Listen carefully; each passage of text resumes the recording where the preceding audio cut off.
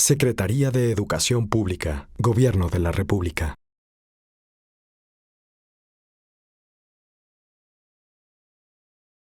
A continuación, con comentarios iniciales generales, el licenciado Otto Granados Roldán.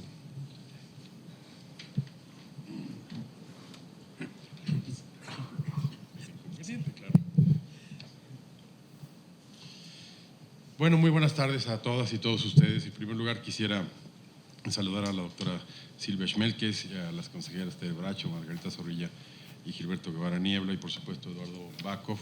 Agradecerles mucho la hospitalidad para este evento de casa y la invitación, por supuesto, a la presentación de los resultados de Planea Básica. También quisiera unirme a la buena noticia de que hemos tenido para estos efectos, y esperemos que para todos los que vengan en el futuro, una muy estrecha y muy buena coordinación entre la Secretaría de Educación Pública y el Instituto Nacional para la Evaluación de la Educación.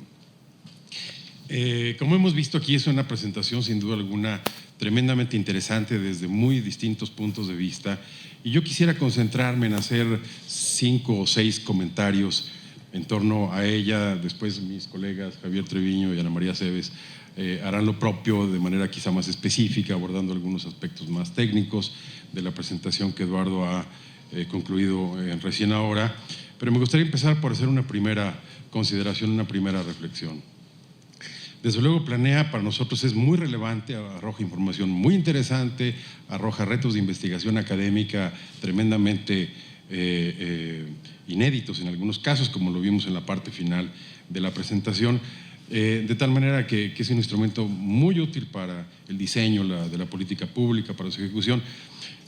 Pero me gustaría destacar un segundo aspecto de por qué es relevante la presentación de Planea, porque demuestra, sin duda alguna, al ver los resultados que acabamos de conocer, por qué era tan relevante y tan urgente el diseño, la formulación y la ejecución de una reforma educativa de la dimensión y de los alcances que tiene la que recién ha emprendido este gobierno. Y me parece que este es un primer resultado de la reforma nada menor, tremendamente importante. Pensemos simplemente que hace unos 10 o 15 años habría sido impensable, prácticamente imposible que esto sucediera o que estuviéramos aquí incluso. Y no me refiero a Planea misma, porque finalmente lo que hace Planea, como aquí lo mencionó Eduardo en alguna de las láminas, es ponerle una expresión estadística, numérica, con instrumentos metodológicos mucho más finos, a un fenómeno que se fue larvando por décadas, a un tema que ya se sabía ampliamente, que es el bajo desempeño, y que, como lo documentó, entre muchos otros, por ejemplo, Gilberto Guevara Niebla en su libro que se llamó justamente La catástrofe silenciosa, que no apareció el año pasado ni el antepasado, sino en 1992 o 1993. Y en una revisión de este libro, que se hizo varios años después, en 2011, la revista Nexos afirmó, y la cito, que era la de Gilberto, una investigación que dejaba claro que los niños no aprendían lo que debían aprender y que los maestros no enseñaban lo que debían enseñar. Y acota la revista en ese análisis, pero nadie se quejaba, ni la educación era materia de preocupación pública. Bueno, hoy es exactamente lo contrario. La reforma educativa llevó la cuestión educativa al primer plano de la agenda nacional, las encuestas lo demuestran ampliamente. En segundo lugar, concitó la atención nacional muy relevante, aquí hay un ejemplo clarísimo. Y tercero, hizo posible que tuviéramos este INE que ha producido Planea. En alguna medida, hay que decirlo, estos 3 ingredientes o componentes son hijos de la reforma educativa. Hasta hace muy poco el debate educativo, recordemos, estaba muy reducido quizás a temas sindicales o confinado a papers y libros en la academia, y hoy no. Y este es un resultado, diría incluso un mérito no menor de la reforma educativa, y es sin duda muy saludable. Una segunda reflexión es que en efecto los resultados no son alentadores en términos de logro de aprendizaje, de desempeño, pero sí lo son en términos de por qué la pertinencia de la reforma educativa. Es decir, son alentadores en función de lo que estamos haciendo, no solo en materia de evaluaciones, la CEP, el INE, en una orientación mucho más rigurosa, productiva e inteligente de la inversión en educación, donde el tema no es solo gastar más, sino invertir mucho mejor, en colocar a la escuela en el centro de las prioridades del sistema y de todos los actores involucrados, en avanzar en el campo de la formación inicial, de la formación continua o el modelo educativo, en introducir mecanismos mucho más efectivos de trabajo con las autoridades educativas locales, un tema que me parece clave y que voy a reiterar un poco más adelante, o en la innovación de instrumentos presupuestales para mejorar la infraestructura física de las escuelas, como son los certificados, es decir,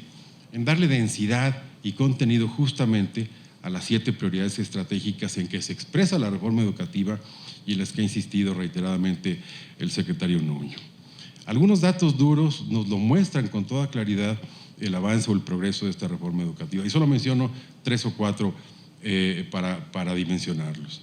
El gasto educativo nacional hoy representa el 7% del PIB, que es el porcentaje más alto en los últimos 15 años. El gasto nacional en educación ha crecido 8.3% en términos reales en lo que va de esta administración. Para el ciclo escolar 2014-2015 se llevaron ya a cabo diversos concursos de oposición para el ingreso a la promoción de los docentes, en los que han participado casi 183,000 sustentantes, y en la evaluación del desempeño que viene en las próximas semanas, la meta es de 150,000. La cobertura de los programas de becas se incrementó 13%, pasando de 6.9 millones de becas en el ciclo escolar 2012-2013 a casi 8 millones en el ciclo escolar 2014-2015. Y el número de escuelas de tiempo completo se ha multiplicado 3.5 veces, de 6,700 al inicio de esta administración a poco más de 23,000 en el ciclo escolar 2014-2015. Y todos estos son resultados de la reforma educativa. Un tercer comentario. Los trabajos de este tipo solemos casi siempre leerlos en clave nacional. Y está bien, porque nos dan una primera fotografía muy importante, un plano general, pero tanto para efectos analíticos como sobre todo de política pública, esa lectura, en nuestra opinión, ya no basta y es muy insuficiente. La tendencia en el mundo, en todos los campos, desde el desarrollo urbano, la economía, hasta la educación y la innovación, es a entender de manera más fina, desagregada, las variedades, las heterogeneidades regionales. Y esto es algo que sucede lo mismo en Brasil, en Alemania, en países fuertemente descentralizados, como el caso de Alemania, en China o en México. ¿Por qué? Porque esto permite complementar mucho mejor la planeación nacional con la microplaneación regional e incluso local, y adoptar acciones mucho más efectivas.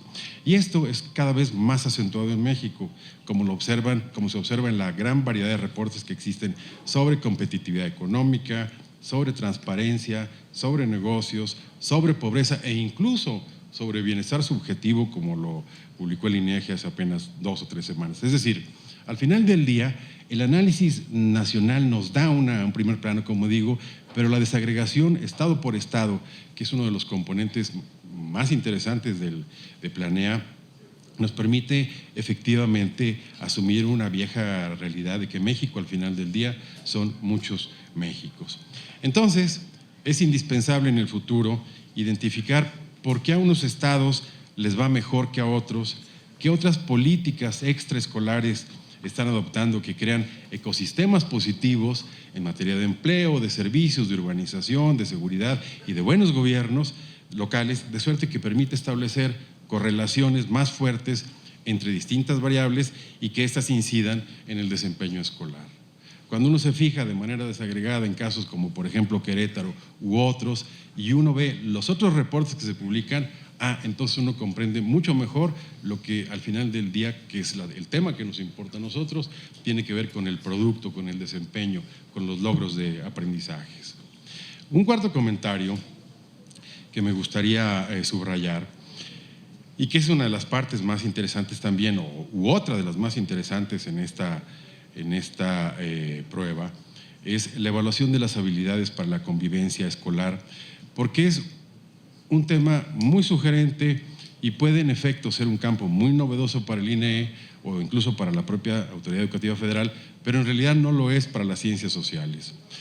Todos, o una buena parte de los que están aquí, saben muy bien que desde hace bastantes años se ha producido una gran cantidad de literatura académica, encuestas sobre temas relacionados con esa convivencia, como por ejemplo el Latinobarómetro, que tiene 20 años o más, las encuestas de valores, las distintas encuestas nacionales de cultura política o el informe de ciudadanía que recién publicó el INE, el otro INE, el del Instituto Nacional de Elecciones.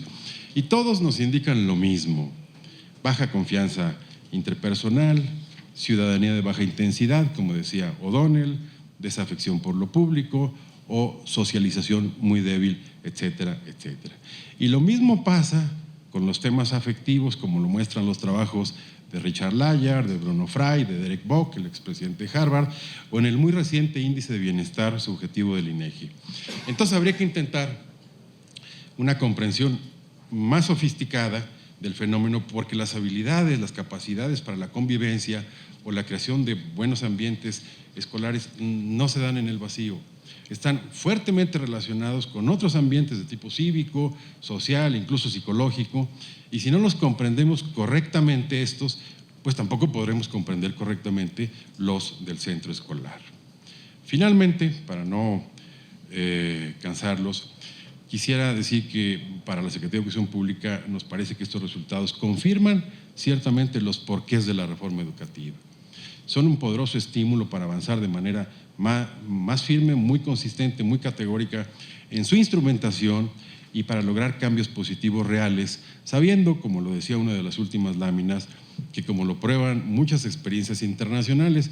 Nomás quisiera recordar que cuando pensamos en los grandes modelos educativos siempre pensamos en Finlandia, pues la primera gran reforma de la escuela integral en Finlandia la aprobó su parlamento en 1963, o sea, hace poco más de 40 años. Entonces, como lo prueban muchas experiencias internacionales, hacer buenas reformas y construir buenos sistemas educativos toma mucho tiempo, requiere claridad, requiere eficacia y requiere sobre todo construir una amplísima coalición de intereses y de apoyos en favor de la reforma educativa, que al final del día creo yo que es el lazo que nos une a todos nosotros. Muchas gracias.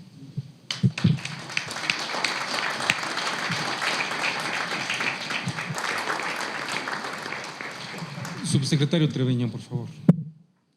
Muchas gracias. Muy buenas tardes. Quiero en primer lugar agradecer a Eduardo Bakov por su presentación y por la invitación para que pudiéramos estar juntos en este esfuerzo. Yo sí quisiera destacar aquí la importancia de la cooperación entre el INEE y la SEP en los últimos meses. Ha sido intensa y creo que muy positiva. Muchas gracias a las consejeras y consejero del Instituto Nacional para la Evaluación de la Educación, Silvich Melques, Margarita Zorrilla, Tere Bracho, Gilberto Guevara Niebla. Muchas gracias por permitirnos el día de hoy estar aquí junto con ustedes en este importante evento. Les saludo a mi compañero Rolfo Tuirán, que está aquí también con nosotros, subsecretario de Educación Media Superior, y a mis compañeros de la SEP, subsecretario Otto Granados y Ana María Aceves. Yo quisiera hacer brevemente algunos comentarios. Además de destacar la importancia de la cooperación, bueno, pues es importante contar con los resultados de Planea Básica, sin duda, porque nos van a permitir tomar mejores decisiones.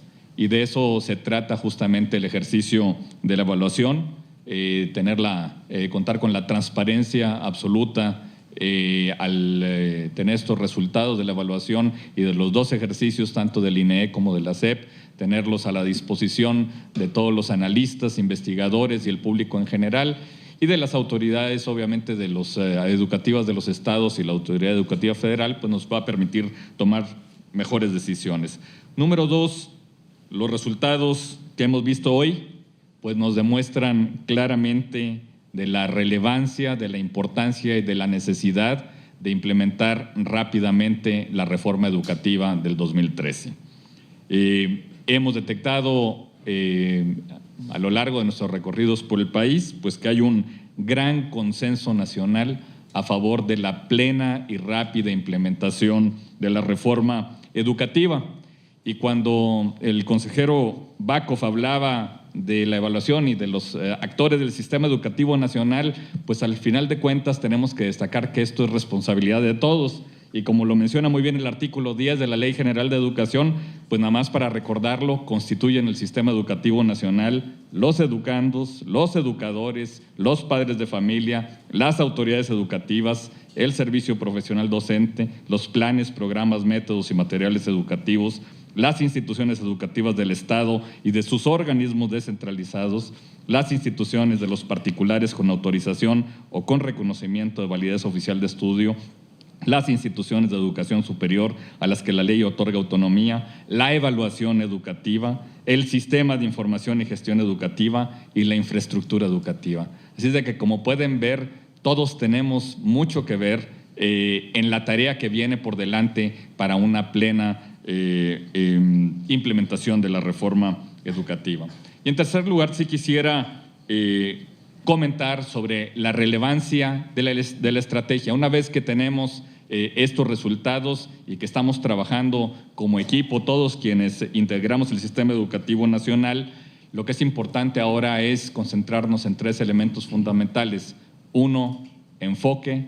2, alineación de esfuerzos. 3, disciplina en nuestra acción.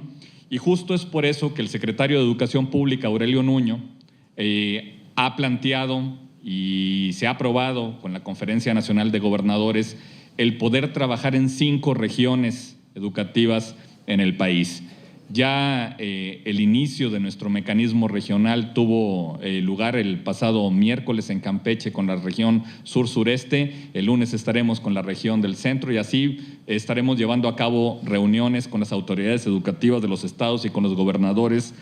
¿Y por qué es importante este mecanismo regional? Justamente después de encontrar los resultados que hoy nos presentan el INEE, porque es importante compartir las mejores prácticas, compartir los problemas que tenemos, los retos que tenemos juntos. Y cuando vemos resultados, como por ejemplo, destacaban en los resultados los que tienen que ver con el Distrito Federal, en donde es la Secretaría de Educación Pública justamente la que está operando los servicios educativos en el Distrito Federal. Para nosotros, como Autoridad Educativa Federal y responsable de la operación de los servicios en el Distrito Federal, pues es muy importante el compartir nuestras prácticas con las autoridades educativas de los estados y poder ir avanzando en la tarea conjunta de mejorar también en esto. Ahora, en este mecanismo regional, y es importante no solamente saber los problemas, los retos y ahora conocer los resultados de Planea, sino cómo es que vamos a trabajar hacia adelante, cuáles van a ser nuestros instrumentos estratégicos para avanzar. Y el secretario Aurelio Nuño ha definido claramente 7 prioridades estratégicas. 1, el fortalecimiento de la escuela, poner a la escuela en el centro. 2, trabajar para mejorar la infraestructura, el equipamiento y los materiales educativos. 3, todo lo que tiene que ver con el fortalecimiento y el desarrollo del servicio profesional docente. 4, planes y programas de estudio. 5, equidad e inclusión, que es de la mayor relevancia al ver justamente los resultados de hoy. 6, la vinculación entre educación y mercado laboral. Y 7, la reforma administrativa que requiere nuestro sistema. Quisiera no tocar las 7 prioridades que son realmente las que nos han llevado en la metodología de trabajo con las regiones, en la reunión de Campeche con los gobernadores de la región sur-sureste. Abordamos cada una de estas prioridades. Lo más importante es que no solamente es señalar buenas intenciones, sino que en cada una de las prioridades hemos desarrollado conjuntamente indicadores con los cuales vamos a estar trabajando para ver el avance en cada una de las propuestas, el avance en cada uno de los compromisos. Adelante. Cuando hablamos de la prioridad 1 y del fortalecimiento de la escuela, y eso es importantísimo en relación con los resultados que hoy se dan a conocer aquí, la siguiente, hablamos de qué significa la escuela en el centro. Yo quisiera ver esta triple A, que es la de aprendizaje, autonomía y acompañamiento, y poder centrar nuestra atención en que el objeto de todo sistema educativo sin duda es el aprendizaje, tanto de estudiantes como de maestros. El aprendizaje debe ser entendido a la vez como desempeño, es decir, resultado y proceso, es decir, desarrollo integral del aprendiente. El aprendizaje es un concepto de calidad continua y por eso es importante lo que vimos hoy en los resultados, porque desde el punto de vista pedagógico no es tan importante ser el mejor, sino mejorar constantemente. Y eso es muy relevante, mejorar constantemente a partir del contexto de cada aprendiente y de cada escuela. De ahí la importancia de este mecanismo regional en el que estamos trabajando, analizando el contexto en cada una de las regiones, en cada uno de los estados del país. El segundo concepto de la autonomía, pues nadie mejor que ustedes saben que la autonomía escolar es un concepto que viaja a través de las fronteras de la educación mundial. Autonomía escolar en política pública significa diferentes cosas en diferentes sistemas educativos. Existen sistemas educativos donde el poder de decisión y autonomía recae en el director de la escuela y son muy exitosos, pero también donde recae fuera de la escuela y también son exitosos. Entonces, es importante, después de que conocimos los resultados del día de hoy, que vayamos a la siguiente etapa, que es el análisis de toda esta información para tomar mejores decisiones. Algunas escuelas, dadas sus condiciones, pueden funcionar bien con autonomía, pero otras funcionan mejor con esquemas de decisión colegiados o centralizados en la comunidad ampliada o en la autoridad educativa. Entonces, colocar a la escuela al centro no significa un mismo modelo de autonomía, sino un esquema de decisión acorde con su contexto y con su circunstancia.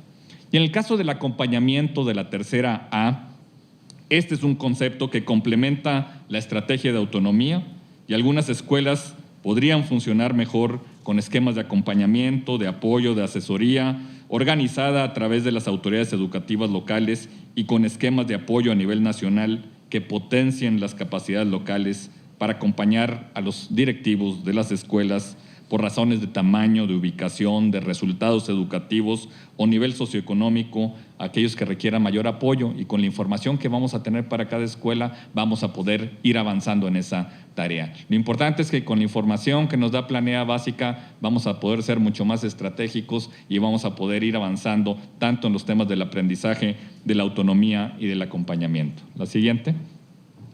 ¿Qué se requiere para lograr estas tres A's? El aprendizaje, autonomía, acompañamiento en las escuelas. Se requieren varias cosas, al menos 10, sin duda, logros de aprendizaje. Los niños y maestros deben aprender y demostrar que aprenden. Y esa es una lección importante que le estamos viendo hoy.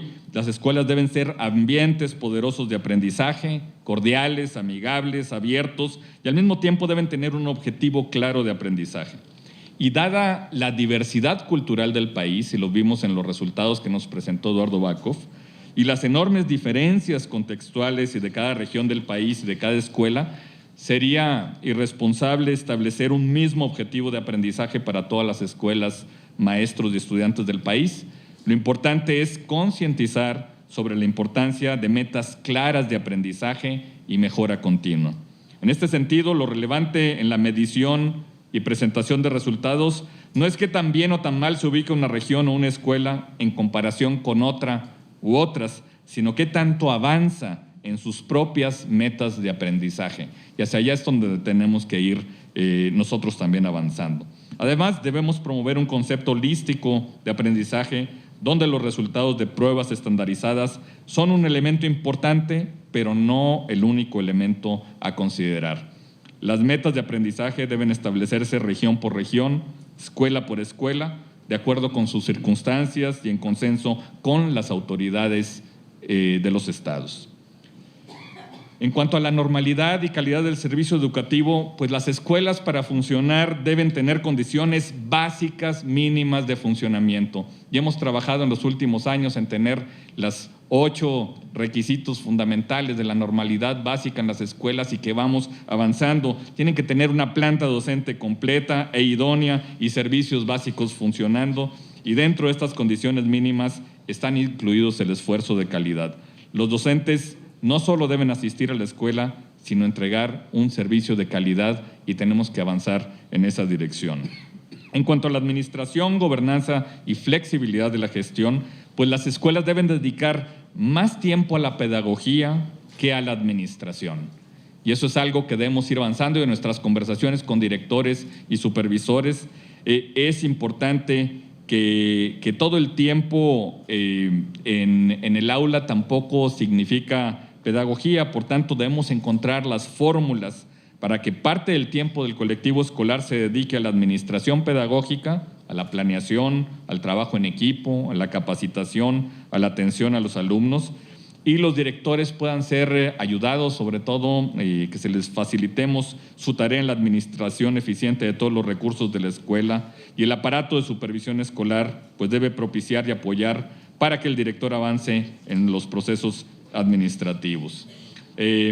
Recordemos, y aquí es muy importante destacar, y eso es lo que hemos platicado con las autoridades educativas de los estados, con los gobernadores en esta reunión de Campeche, que en el tema de la supervisión escolar, dentro del objetivo principal de la escuela al centro, el supervisor debe servir a la escuela y no la escuela servir al supervisor.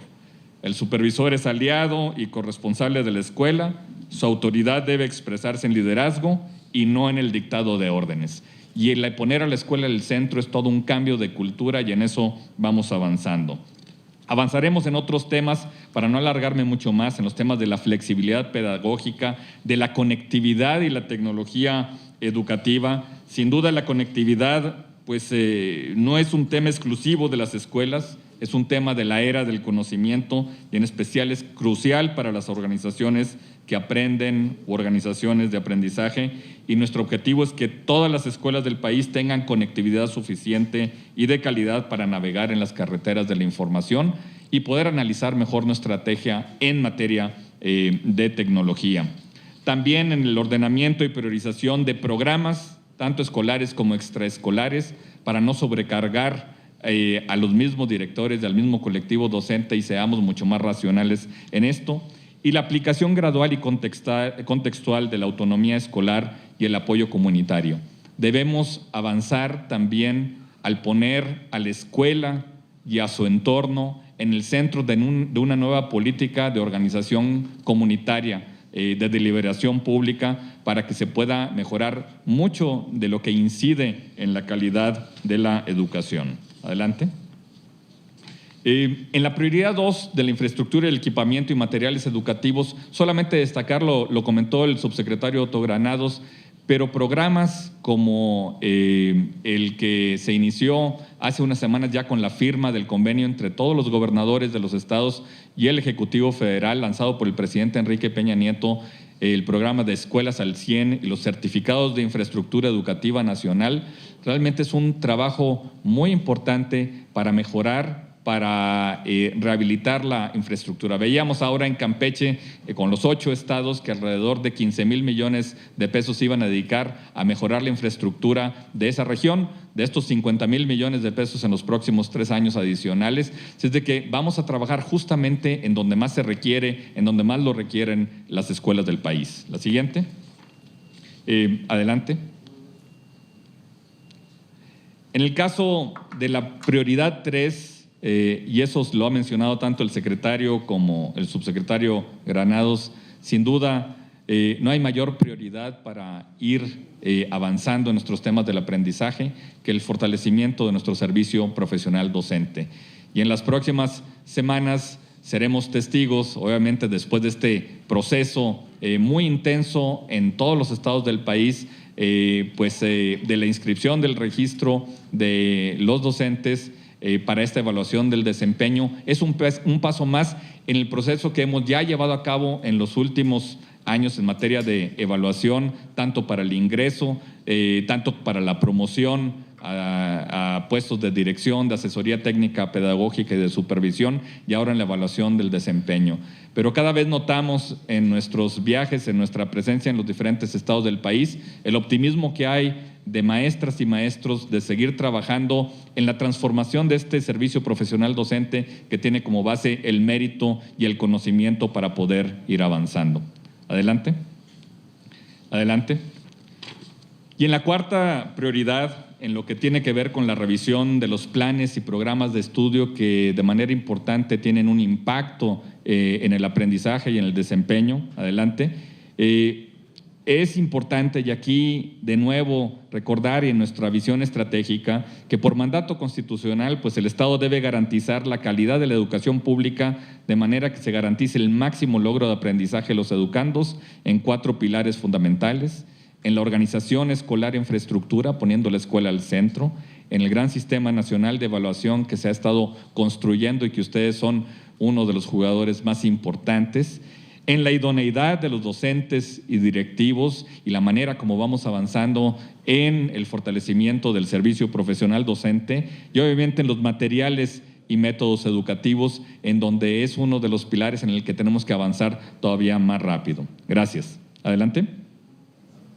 Y los foros de consulta que se llevaron a cabo en 2014, pues arrojaron importantes aportaciones para revisar el modelo educativo, orientar la reforma curricular de la educación básica. Presentamos algunas de las principales conclusiones.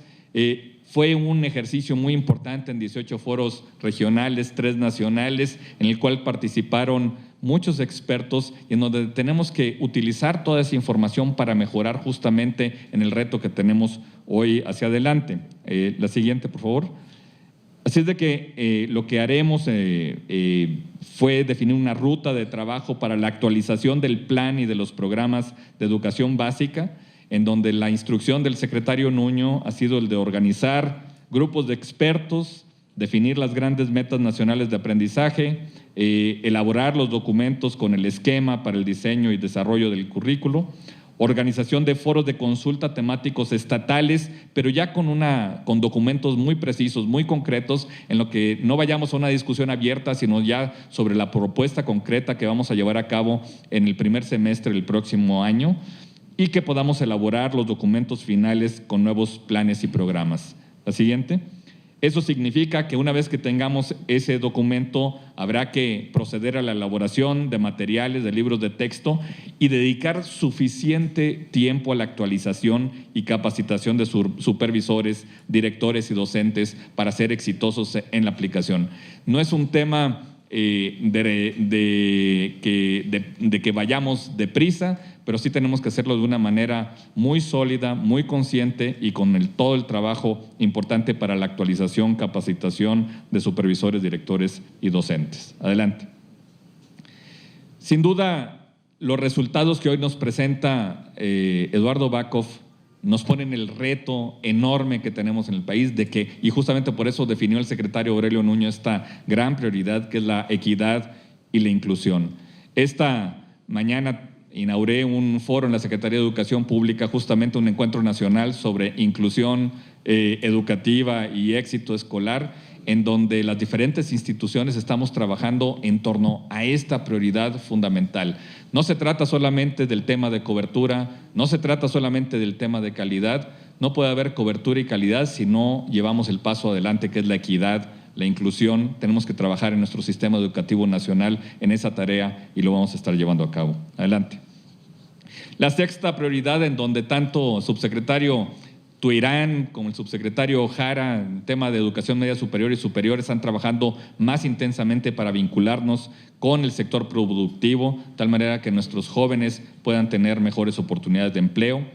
Y la séptima prioridad, la siguiente y la última, tiene que ver con la reforma administrativa, es decir, cómo podemos mejorar el sistema de información y gestión educativa, cómo podemos mejorar mecanismos como el FONE y cómo al tener nuevos mecanismos administrativos en la Secretaría, eso lo traducimos en una aplicación pues mucho más eficaz y una instrumentación más rápida, eficaz de la reforma educativa.